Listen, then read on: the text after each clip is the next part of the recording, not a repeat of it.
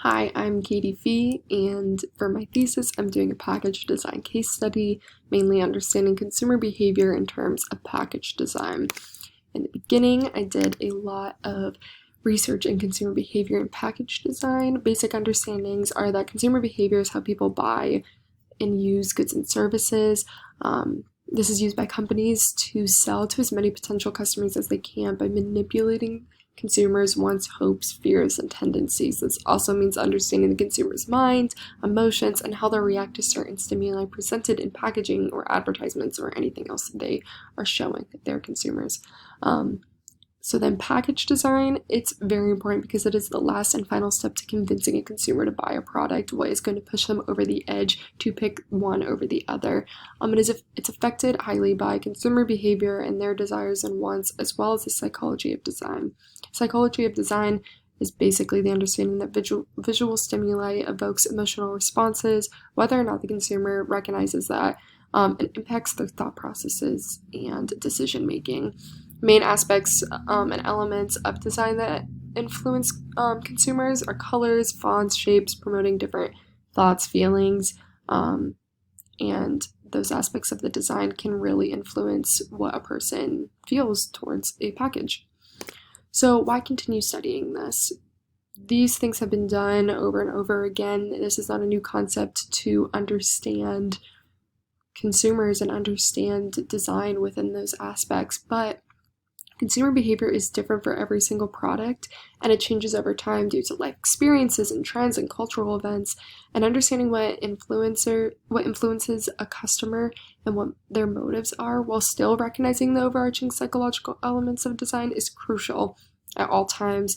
You can always better your design with new information, and it's always going to be out there. This case study that I'm going to be doing is to find my own data within consumer behavior when focusing on package design and using it to better design packaging for me to have a better idea of how to design with the consumer as the focus.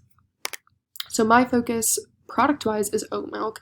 Why oat milk? Well, focusing on one product will always be better with understanding what the motivators are and the influences, in this case, with the purchases of oat milk. Also, testing designs is easier when they're all promoting the same thing. There's not multiple products. There's less bias on what the product actually is and how people feel towards a package. So say you are between oat milk and 2% milk and you tend to buy 2% milk, you're probably going to choose 2% over oat milk because that is what you buy. Or it's a completely different product and you have chocolate and oat milk. If you don't like chocolate, you're probably not going to want to pick that design because you like oat milk better, or you just don't like chocolate. So this just allows to be a better understanding of what product designs work or don't work within a specific industry instead of just overarching. Also, my target market, it's pretty loose. It's college-aged females. I'm conducting surveys and interviews focusing on college-aged people. They tend to be female, but my focus is more within the age range, but also within the pandemic, it just allows it to be easier to actually get input and information from people focusing in this target market. So the oat milks I'm testing are 8 different ones. We have Good & Gather, Califield Farms, Silk Oat Yeah, Minor Figures, Oatly, Planet Oat, Chobani, and Rockview. They're all different prices, all different companies promoting the same thing, and it just gives a wider base of designs and ideas to test people on. So the structure of this case study, first and foremost, I'm starting with surveys. This collects a general idea of what people's gut reaction are when purchasing oat milk and when they're looking at it, what they're thinking. I'll talk a little bit more about this in a little bit. But from there, I will go to interviews using the research and surveys to better conduct interviews and to get a more in-depth look into what aspects of oat milk packaging influences people's purchasing decisions and interest in that brand, just getting a deeper look into what is going on. From there, I will use all that information and analyzing interviews and the surveys to design. And a pack design of oat milk will be created following design guidelines in general, but as well as information gathered to focus more on what consumers are wanting within oat milk.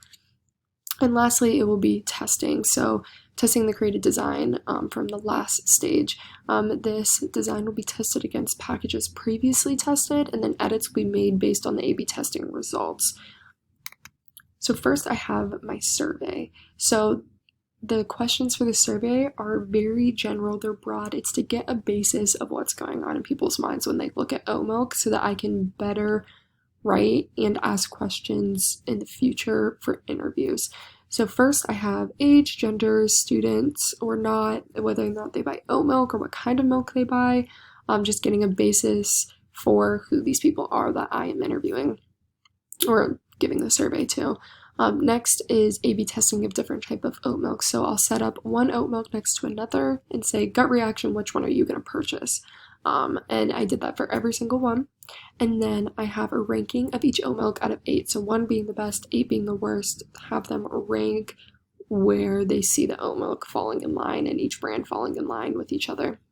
Next is checkbox questions of likes and dislikes of each oat milk. So when talking to people previously, they told me that when people look at packages like this, they don't tend to know why they might pick one over the other. They might not know exactly what they are liking or not liking. So I did a checkbox of general elements within design that people could look at and be like, oh yeah, that is actually what I like.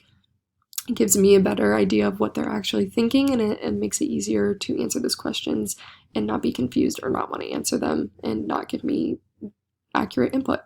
So I did that, and then I did a checkbox question again with words and feelings associated with each oat milk. So then a list of different feelings like trustworthy, cheap, playful, childish, things like that. Gave them a list, had them pick which ones they associated with each brand. So my survey findings.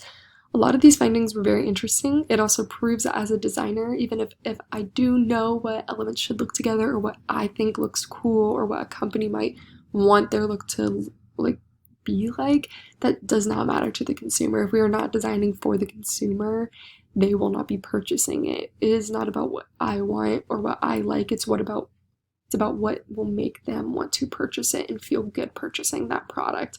So that was a good reminder within this. As you can see in the orange, this is all of the companies and packages that did better when looking at which one are you going to purchase at a gut reaction.